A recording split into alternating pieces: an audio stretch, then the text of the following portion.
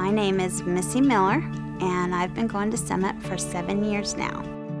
My most recent experience with putting my trust in God came along with my husband finding a new job. What I did is I started praying for my husband to get this new job that was provided in Reno. I just prayed big. I said, okay, God, this is what I'm dreaming, is that he would get this job. And I know it seems impossible, but you're huge, and I'm praying bold, just like you want me to. My husband said, listen, I'm telling you, don't get so excited because we're going to have to take a humongous pay cut. And I said, well, if we have to take a pay cut and you get the job, God will provide.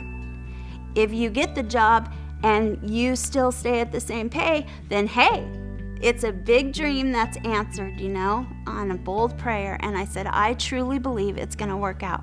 In the next 2 days, they called and he got the job and stayed at the same pay. And it just made me realize that God wants to love us in a huge way.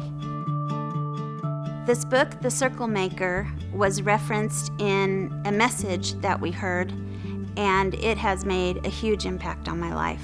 And one of the stories in it talks about a hang glider. He was thinking, this is crazy, why am I doing this? And then as soon as he jumped off the cliff, he was gliding and he said, this is awesome.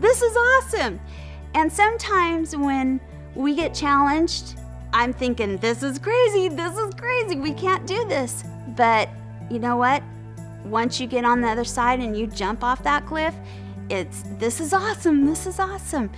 And so I would just challenge everyone to allow your heart to be opened with your finances and your generosity, with your giving of your time, with serving in some of the programs that we have.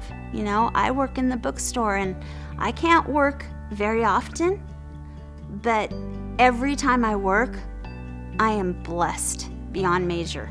And sometimes I think, okay, getting up at 5 a.m. in the morning to drive to church is crazy, it's crazy.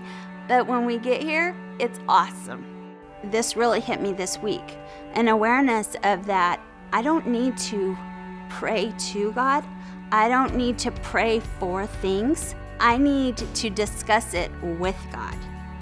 And that's where me becomes we, because we are having a conversation about my dreams and Summit's dreams and the dreams for our nation. I've come into an awareness that it's not about me praying, it's about me talking and discussing it with God and Him saying, yeah, that's a great dream. Okay, let's go for it.